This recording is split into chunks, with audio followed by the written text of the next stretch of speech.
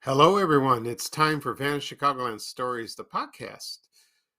I'm your host, Pete Costanis. This is episode 214, season 9. Today's date is April 23rd, 2023.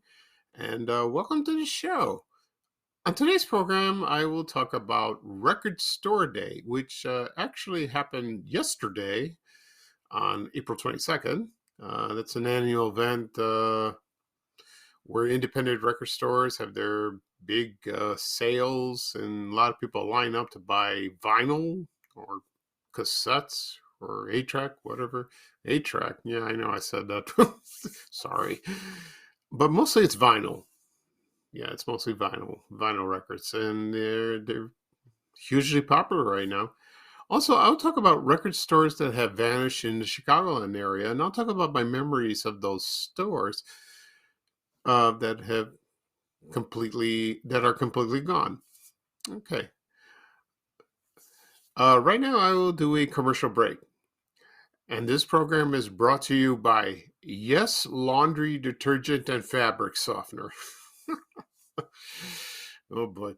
And here's a commercial from 1986. Now, when I play the commercial, you would recognize the man that's speaking.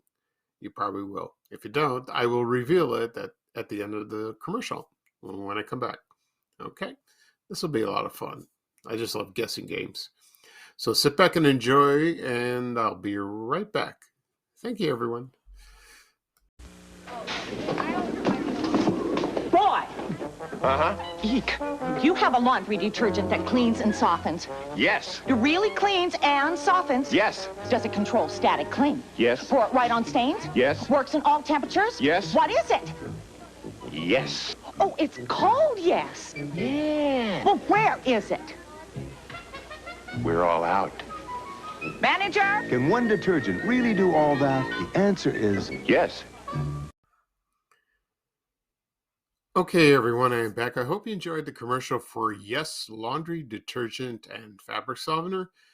The man who spoke in the commercial is none other than actor Richard Mall, who played Bull Shannon on the TV sitcom Night Court. One of my favorite shows from the 80s. He was hilarious. His real name was Aristotle Nostradamus Bull Shannon. He played the bailiff on the show. And I also liked him as he did the voice of Harvey Dent, Two-Face, on the Batman the Animated Series. He was great in that. He's a tall guy. He's a really tall guy. And they have the new Night Court out now. John Larroquette returned as Dan Fielding, but as a public defender, not a district attorney. But I don't know if the others will come back. I know Harry Anderson died. Let's see. Marky Post died. Charles Robinson died. So the only one who's left is him, I guess. I don't know if he'll return. He might make a cameo, make an appearance, but they have a new cast. And I've seen a couple of the shows. It's funny, but it's great that John Larroquette returned because he's a wonderful man, wonderful actor, and he's also hilarious. As for the laundry detergent for Yes, that came out about late 70s, 78, 79, and then it lasted throughout the 80s. I don't know if my mom bought this product. I think she did. She bought it one time. Well, not one time. A few times she did. And then it just disappeared. Went off the market.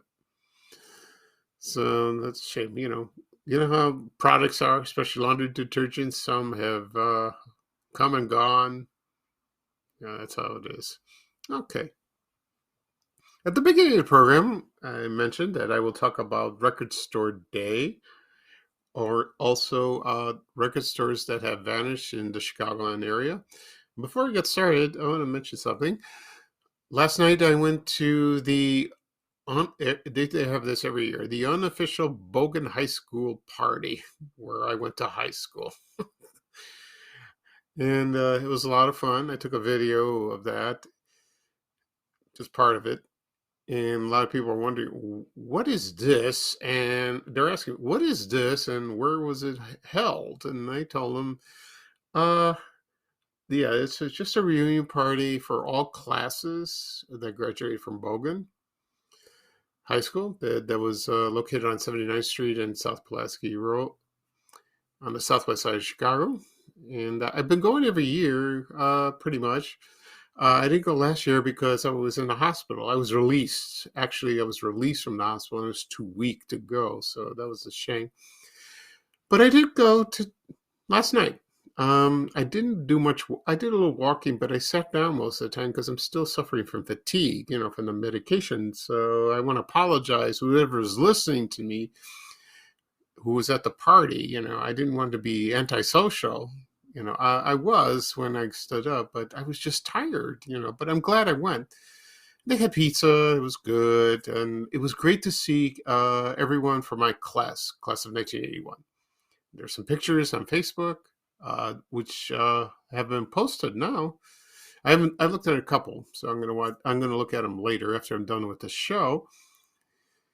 And it was funny. And one funny incident happened. I was at the bar and I was getting a drink. There was a woman sitting in the bar with a couple of men, and she looked at me and she took out her finger and she says, "Whoa, you! It's Van Chicagoland." And I said, "Yeah, it's me." Oh, and she goes, "Oh, I love your page. I love what you do. I love your podcast." That was nice. I never met this woman. She went to the same high school as I did, but that's great. I appreciate that, and I get compliments from people. That's not my main reason. I'm scared. I'm sorry. This is not my main reason for going to events, just to be recognized. I just be myself. I just want to have a good time. I would like to talk to people. That's what I did. When I saw my friends that were graduated the same class as me, we just talk and reminisce. They do bring up the subject of that, and they tell me, "I love what you do," and I said, "Thank you," and that's that, and that's it. And they ask me what's next on my podcast, or keep going, and they ask me, keep it going, and I intend to do so. It's wonderful, but it takes them a little while to recognize, for people to recognize it. A lot of people have too much to drink. Once they calm down, and then they just focus on me. Now and they recognize me. It was very loud too, so there was dancing and all that. But I had a wonderful time. I had a good time. It was nice to see everyone. I wish more people came. I wish they did, especially for my class. So they'll have another one next year, as always. I don't know at the same place. I've been told, but I hopefully yes, maybe not. That's up to them. Okay. So right now we're going to talk about Record Store Day. Now, Record Store Day started a long time ago. I don't know when exactly it did. Um, so it's like that's about mostly it's like vinyl records, and people went and they have big sales from independent record stores, and there are not that many around in Chicago and also elsewhere. I believe they do this in England too, or maybe some other parts of the world. And people line up and they get the latest vinyl records, probably from the latest artists or even past artists. Because I've been told, I said this before, and a lot of people have bought record players. I'm sure they have. I don't think they kept our old ones because they probably don't work. And then also they have their old records, and I guess they're still playing. They're functional. We don't know. So that's that's very nice. That's very special because when I was a kid, I owned a few albums myself. Vinyl. I bought a few 8 tracks. Um, Also cassettes, compact discs. I still have my compact disc collection. I don't know if compact discs will come back. I've heard they might. We'll see. But vinyl is here to stay, and it's wonderful. And a new generation have discovered them. Oh, and that's been going on for I don't know, about 10 years, and they love it. They really do. They prefer that. They prefer the physical media instead of the cloud or the download or your Apple Music. It's convenient, but they want to hold something. And album covers have beautiful artwork. They still do, and like in the old days, like in the '70s, they were awesome. They were just gorgeous, and eye-catching, also iconic. Like for example, like Pink Floyd, Dark Side of the Moon, where you have the prism with a rainbow, like that. I don't really remember my first album.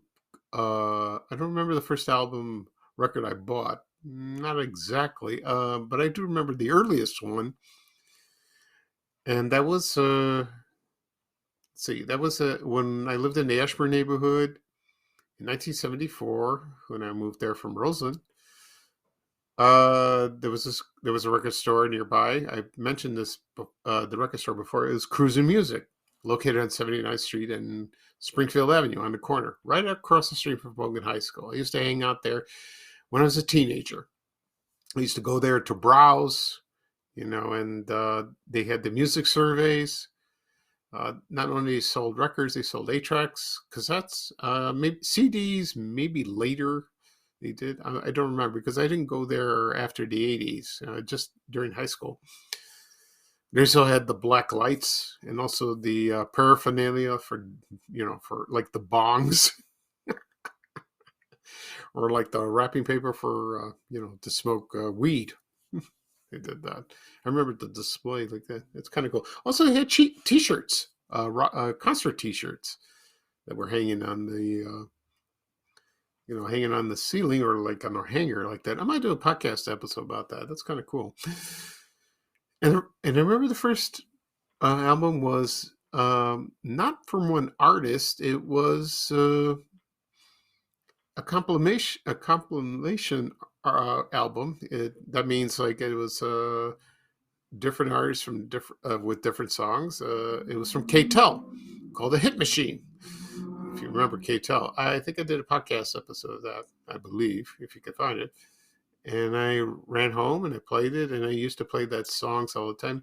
The songs that stood out the most when I played was Linda Ronstadt and the Bellamy Brothers. Like that, and I don't really remember the other artists. So that was kind of cool to. That was very cool. Now the other album, the earliest album I remember, I got this as a gift in 8th grade for my graduation. Was Kansas, the album Overture. That they play their famous song "Carry On, Wayward Son." The reason that I wanted that, I saw some other kid have this, and I said, "Well, why don't I get that one?" I heard the songs on the radio, and they're a cool band, and she said, "Yes, I'll buy it for you." Okay, so she got it for me, and that was a girl that I walked with during the graduation ceremony. And like I said, she bought it for me for a gift, and I think I have it still. I think my brother has it. I don't know. I haven't seen it in a long time. It's possible.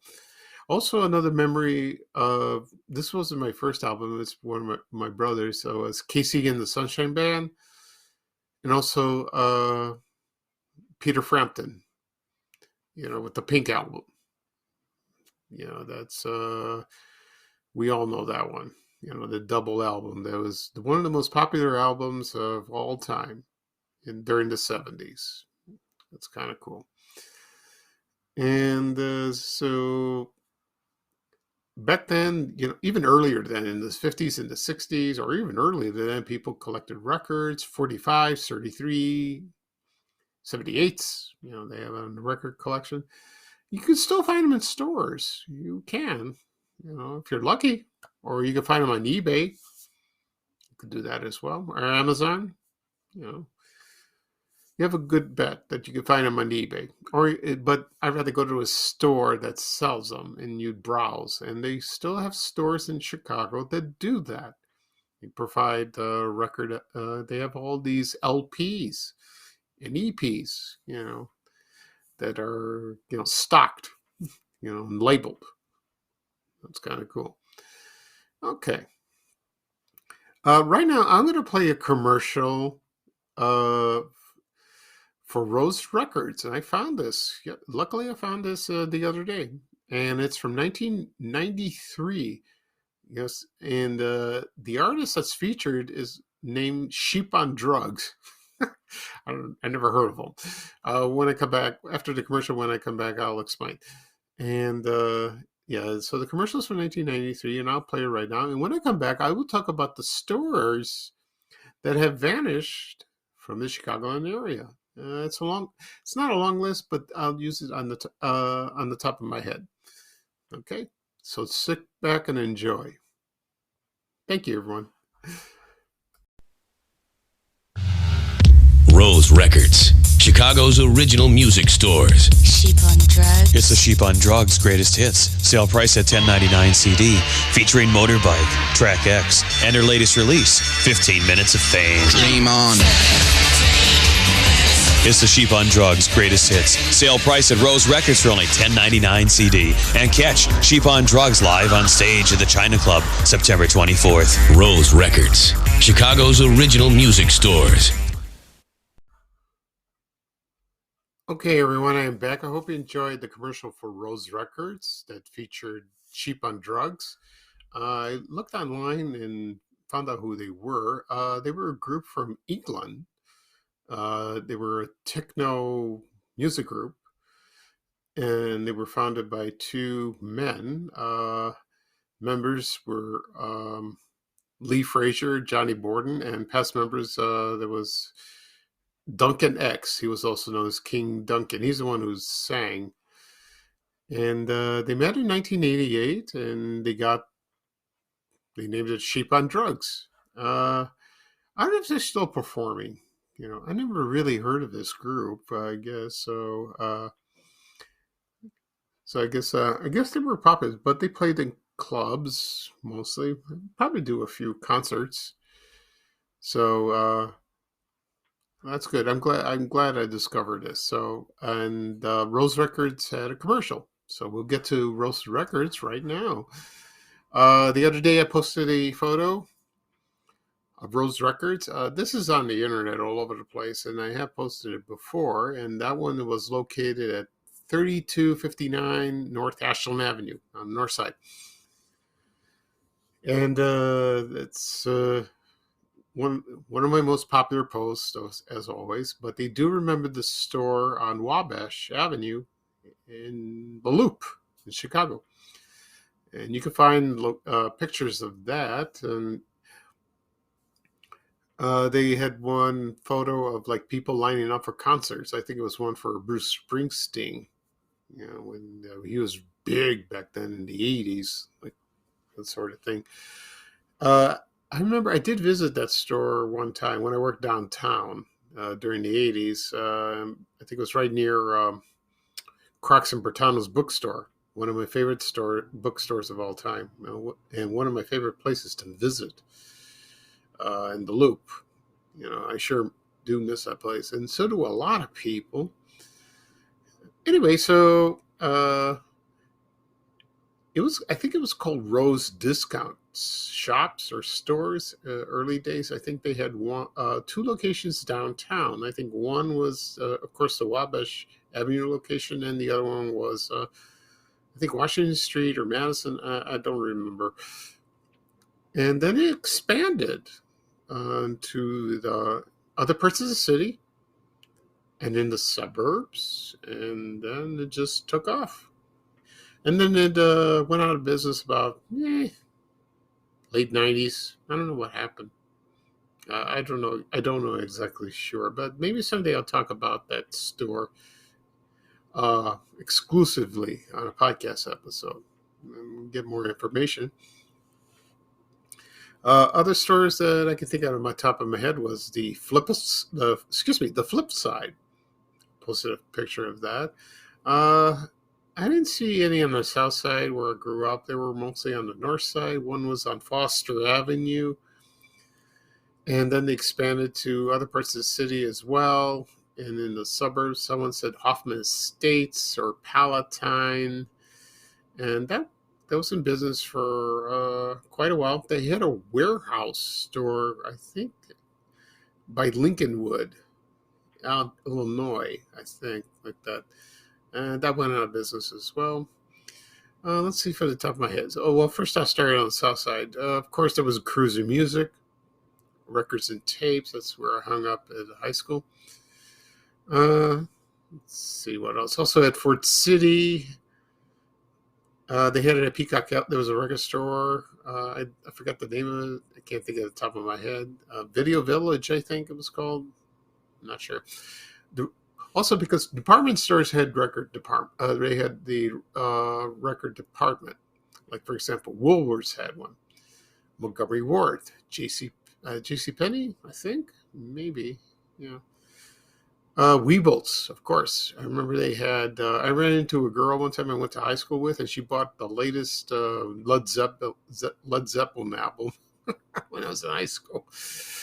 And yeah, I ran into her and said, "Hi, you bought Led Zeppelin?" Yeah, I bought this album. I want to listen to it. That's great. That was well, actually, I don't think it was their latest one. No, probably the earliest one. But she had. I remember it was beautiful. Like with the plastic wrap and all that.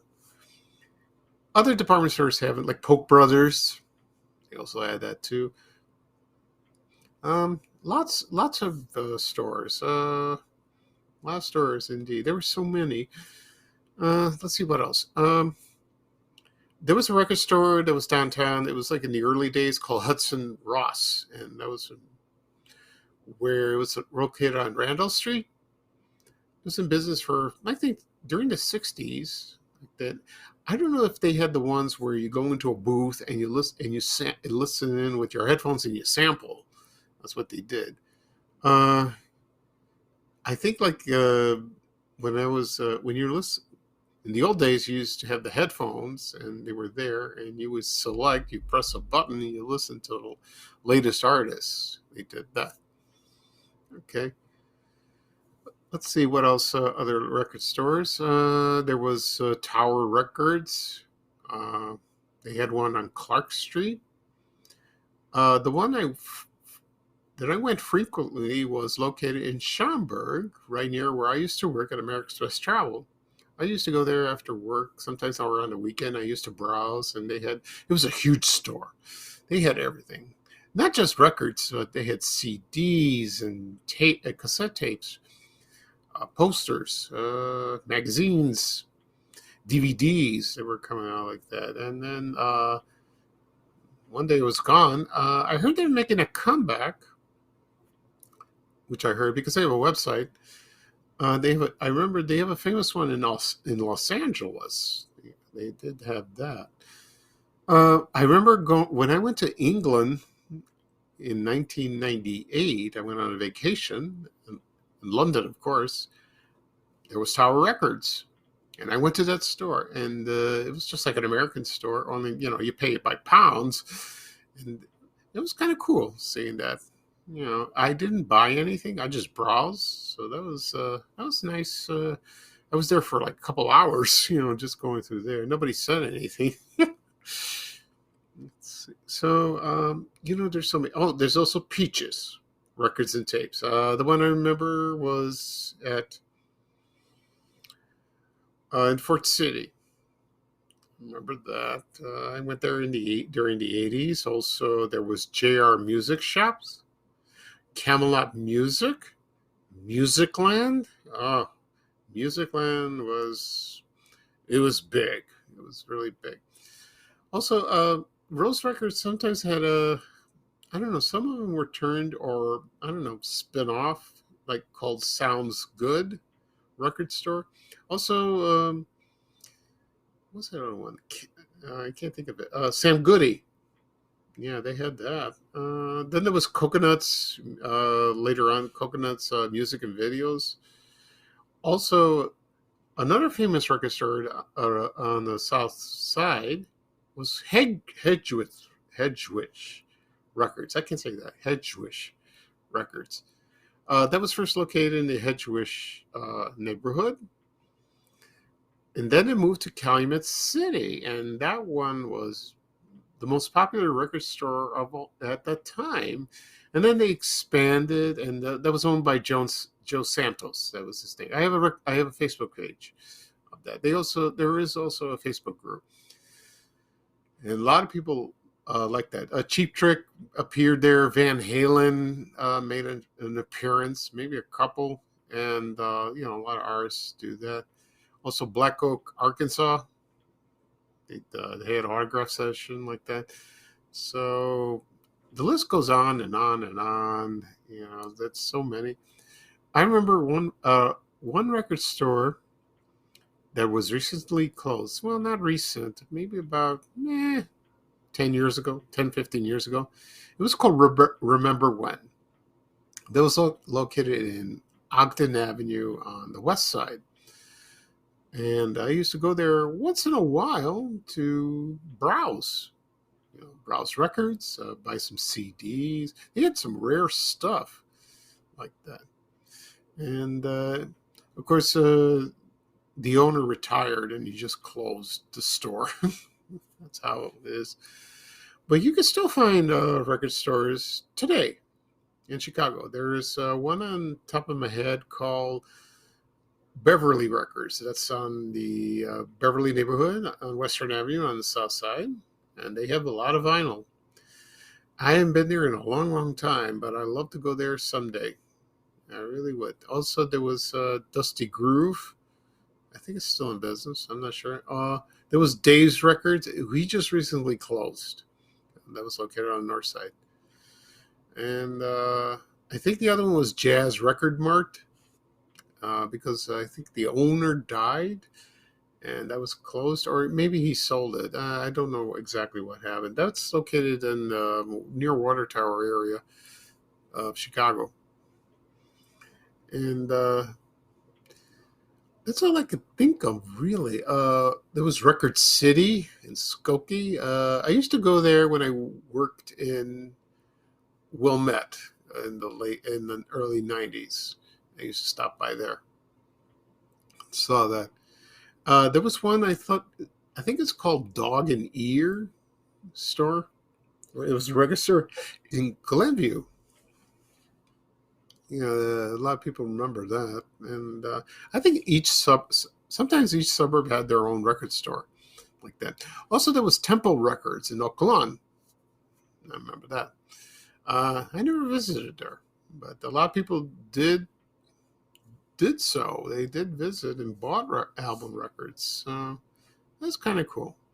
The list goes on and on and on, and everyone had their favorite place growing up. They had their favorite place of buying records and tapes, as a teenager, like me. So it's a beautiful memory. It really is. It's a beautiful memory. Okay. So that's it for this episode. I'll do a recap of what I discussed. I talk about Record Store Day and also record stores that have vanished in the Chicagoland area.